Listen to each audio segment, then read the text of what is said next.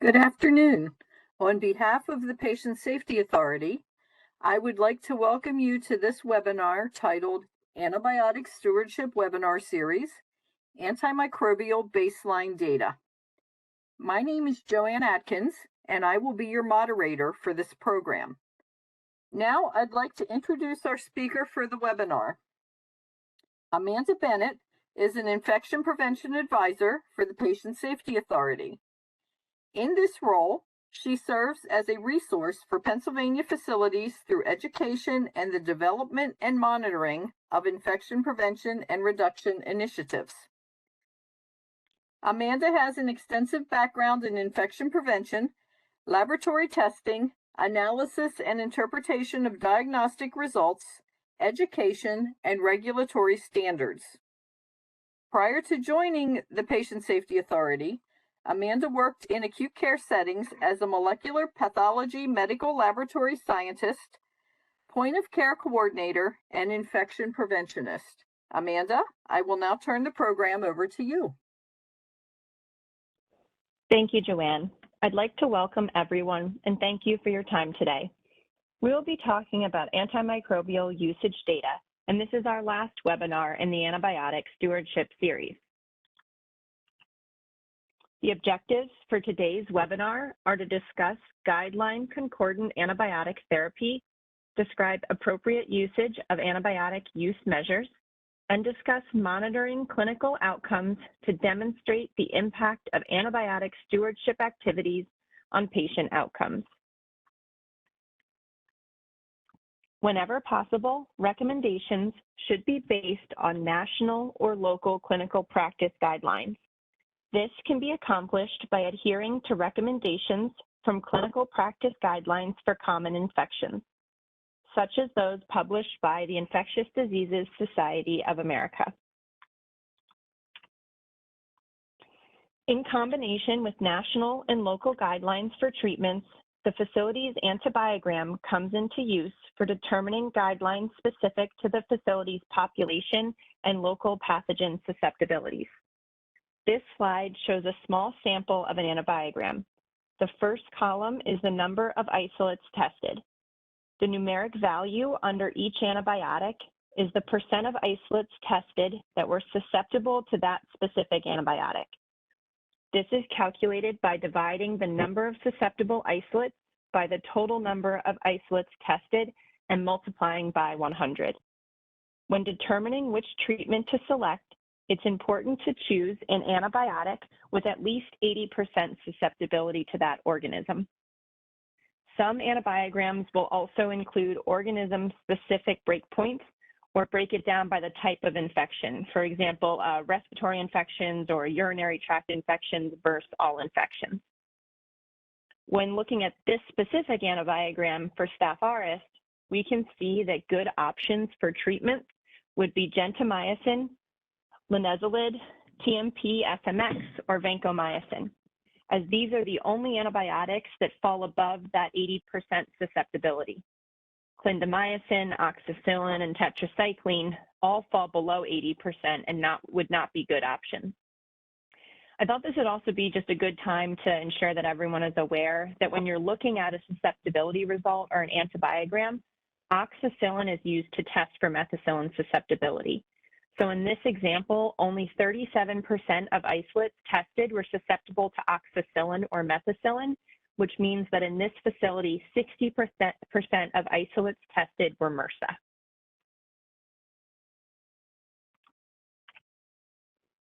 In previous webinars, we focused on process measures and antibiotic use measures.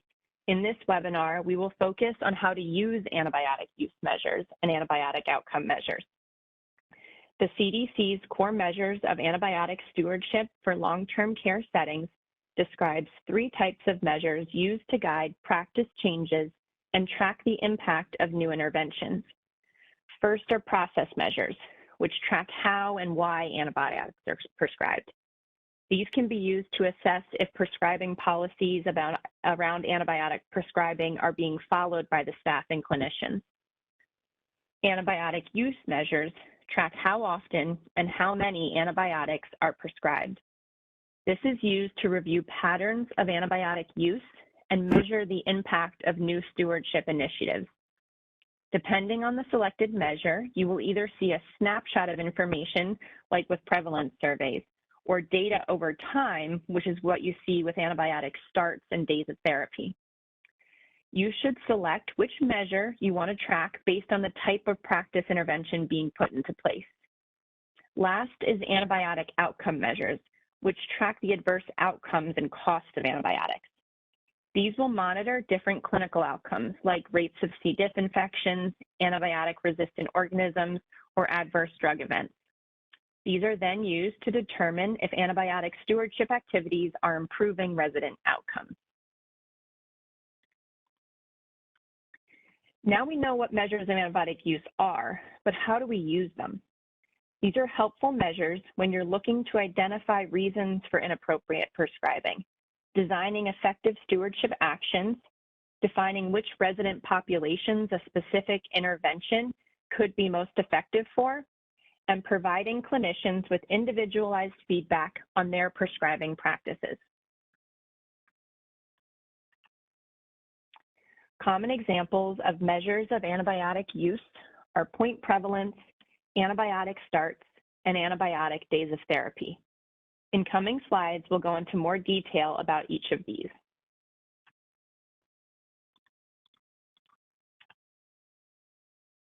Knowing the types of antibiotic use measures, how do we know which one is appropriate to use for our scenarios?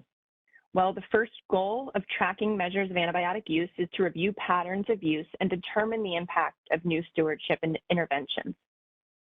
The measure you decide to use is going to be determined by what you're trying to achieve or measure.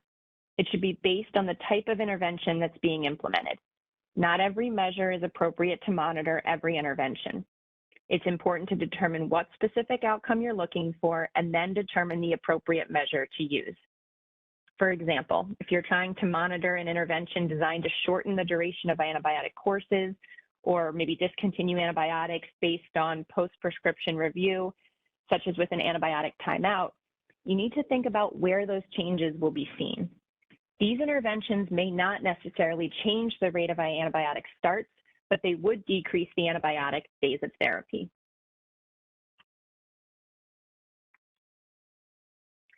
We'll go over each of these individually, but this slide provides a nice overview of the three types of antibiotic use measures. First is point prevalence, which gives you a snapshot of the amount of antibiotics used in a facility and will capture both antibiotics prescribed in the facility and then antibiotics that were started before admission. But it may not give a full picture of the antibiotics used at the facility because you're only looking at a set point of time. Antibiotic starts are based only on prescriptions written after admission into the facility. It can be used to determine the impact of stewardship initiatives, which educate or guide staff, but not necessarily for initiatives meant to shorten the number of days of therapy. Antibiotic starts can also be narrow or broad. For example, you can do it by facility-wide or individualized by prescriber. And then last is antibiotic days of therapy, or DOT, which can measure and monitor over time antibiotic use in a facility. And then furthermore, DOT is used to calculate the antibiotic utilization ratio. So point prevalence is time limited, which makes it an easier way to track antibiotic use data. This means that when calculating point prevalence, you are only including cases that existed during your specific time range. An example of this would be collecting data on an everyday basis. This could be specific to a calendar day, for example, today, October 12th, 2023, or specific to a period during the course of events like day 3 post-op. If you extend collecting data over a longer period of time, for example, an entire month, that's considered period prevalence. To calculate point prevalence, you take the number of existing cases at a given point in time divided by the total population at risk at that same given point in time and multiply by 100.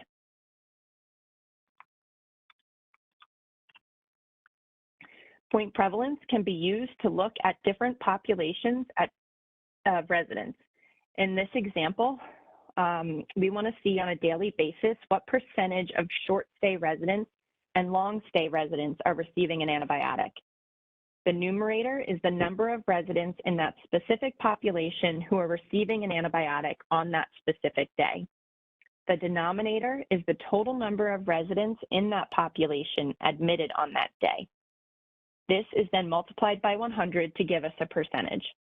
We now see that on this day, 33% of long stay residents versus 24% of short stay residents were receiving an antibiotic, or 9% more long stay residents were receiving an antibiotic than short stay residents.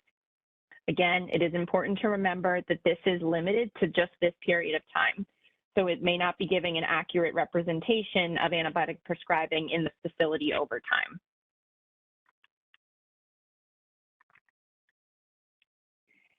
Antibiotic starts are a convenient measure to track because they are already included in normal surveillance activity.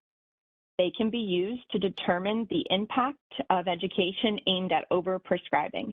For example, if there's education provided on active infections versus colonization and only treating symptomatic residents, antibiotic starts can show you if prescribing habits have changed.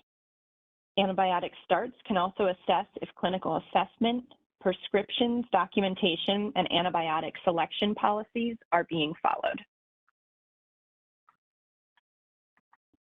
Tracking antibiotic starts can be used to see the impact of interventions, such as communicating appropriate antibiotic use to residents and families, and education for staff on optimal practice of antibiotic use. This is because when we provide staff with effective means of communication to family and residents around antibiotic use and then helping them manage their treatment expectations, we expect to reduce the number of antibiotics prescribed.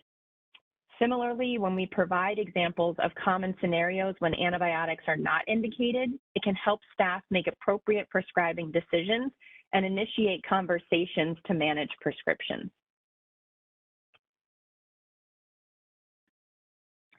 The last antibiotic use measure is antibiotic days of therapy.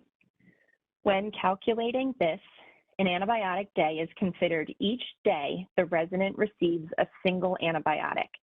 This means that if a resident is given one antibiotic for a 7-day course, it would be counted as 7 antibiotic days. If a resident is given 2 antibiotics for a 7-day course, it would be counted as 14 antibiotic days. The antibiotic days of therapy for a facility is the sum of all antibiotic days for all residents in the facility during a given time frame.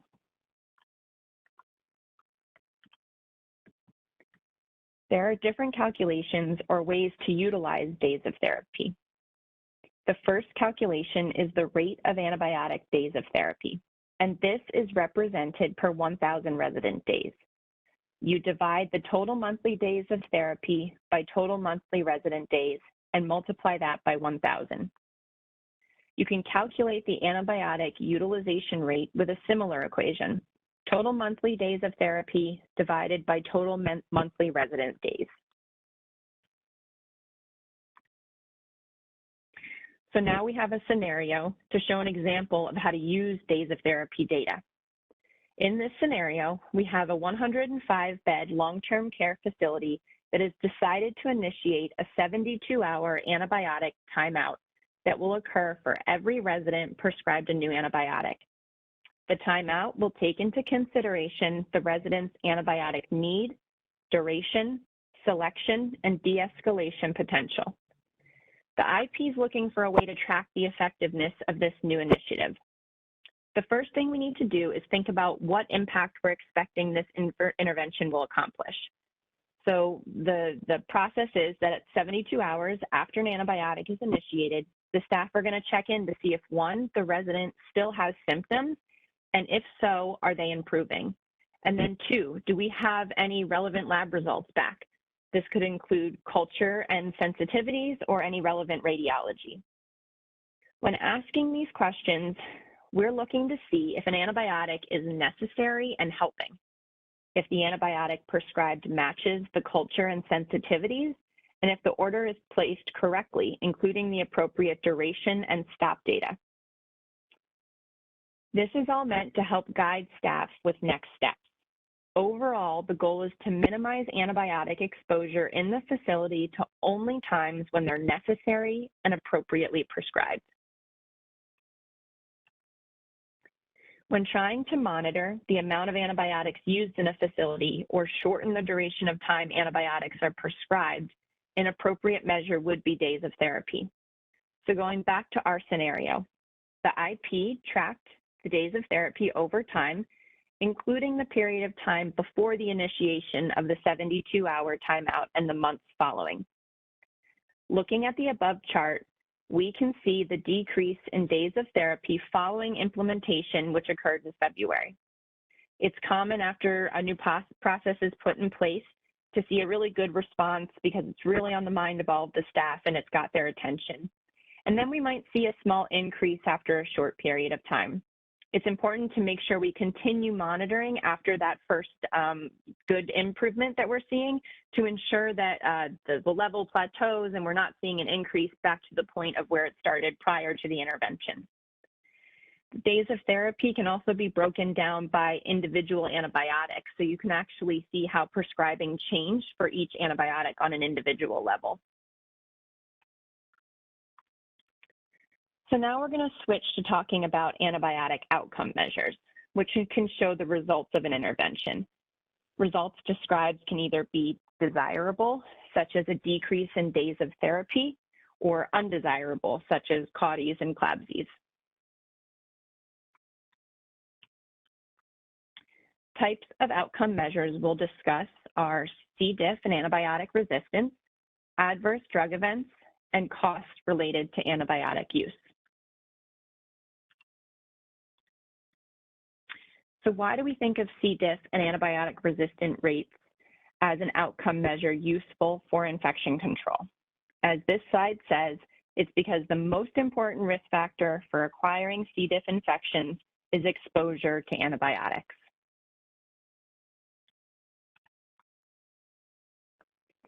C. diff rates are a good use to monitor outcomes and antimicrobial resistance because the facility should already be tracking C. diff infection rates. And these infection rates parallel rates of other illnesses caused by antimicrobial resistance.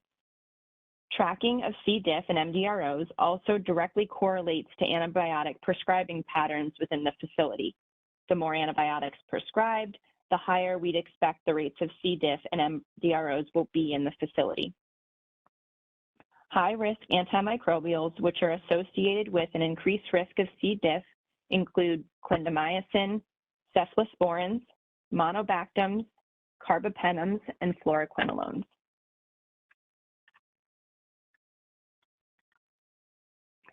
A way to look at undesirable antibiotic outcome measures is to study adverse drug events in a facility. A 2014 study reported that 40% of harms identified were adverse events related to the use of medications. A different study, which looked at almost 29,000 nursing home resident months, identified 546 adverse drug events, and overall, 51% were judged to be preventable. Adverse drug events related to antibiotics can include allergic reactions such as a rash, gastrointestinal symptoms, end organ toxic effects such as acute kidney injury and C. diff infections. So we know that there's clearly room for improvement here.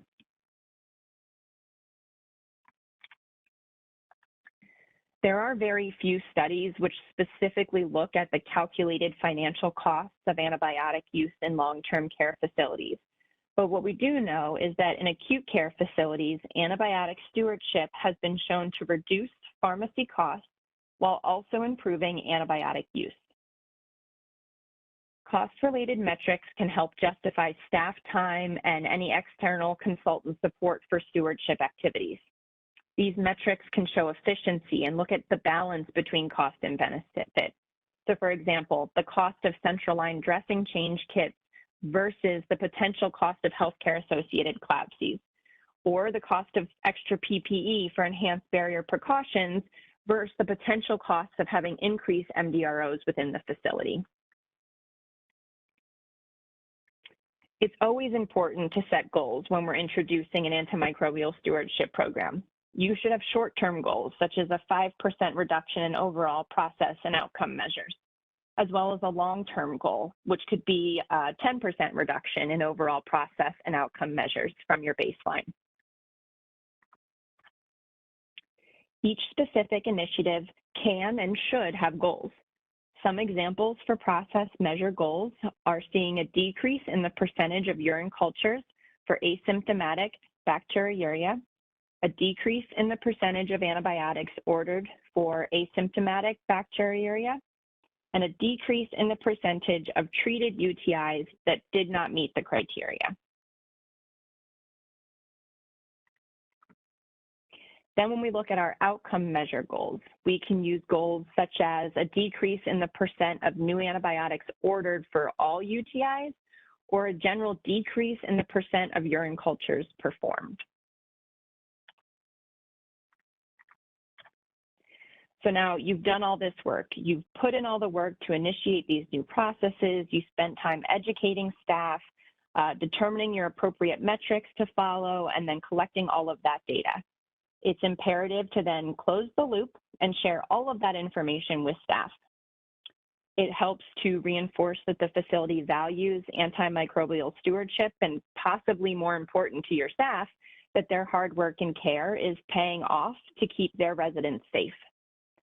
Data feedback can be given at the facility and individualized level, and then you can pair this feedback with education. If it ends up that your data shows there's still areas that need improvement, use that as an opportunity to continue moving your antimicrobial stewardship program forward.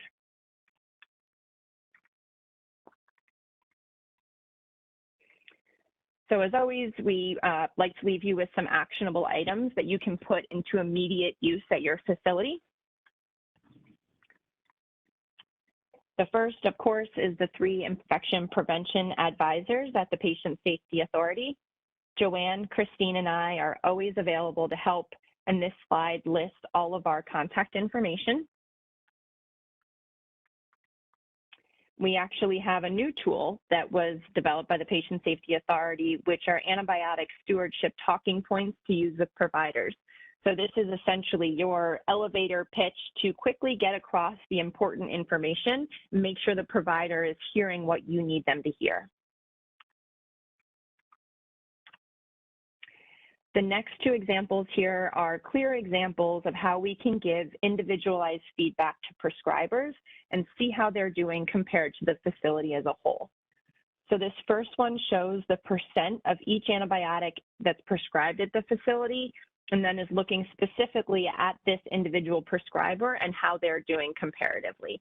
And as you can see on this example, with some of them, they may be doing better, others not so good. It gives them an idea of where they need to focus or what their prescribing looks like compared to their peers.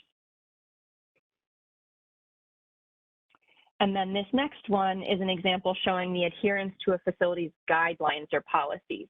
Again, we're showing how the entire facility is doing alongside the results for the specific prescriber. So we can see that this prescriber is doing a really great job with antibiotic prescription dose and duration and documenting all of those indications, but needs to focus a bit more on the urine cultures ordered for residents, what the indications are, maybe we're not ordering them correctly, and then how long we're doing our therapy for. We also have this template to give feedback to providers. This is from the Minnesota Department of Health. This is looking at specific cases of prescribed antibiotics to determine if the criteria was met to initiate antibiotics, and then outline what was missing if the criteria was not followed. And then last, pocket cards are always a great way to make sure that all the important information is remaining at the fingertips of staff. This specific example outlines the facility's antibiogram, giving key data on the mix of body site specimens that were sent for culture at the facility, leading identified organisms for specific infections, and specific information about MDROs within the facility. Other available pocket cards that can be used as part of your antimicrobial stewardship program can include information on when to test and treat for specific infections, common situations when antibiotics are generally not recommended, and then minimum criteria needed for the initiation of antibiotics for specific infections. And so, Joanne, I'm now going to turn the program back over to you. Thank you, Amanda.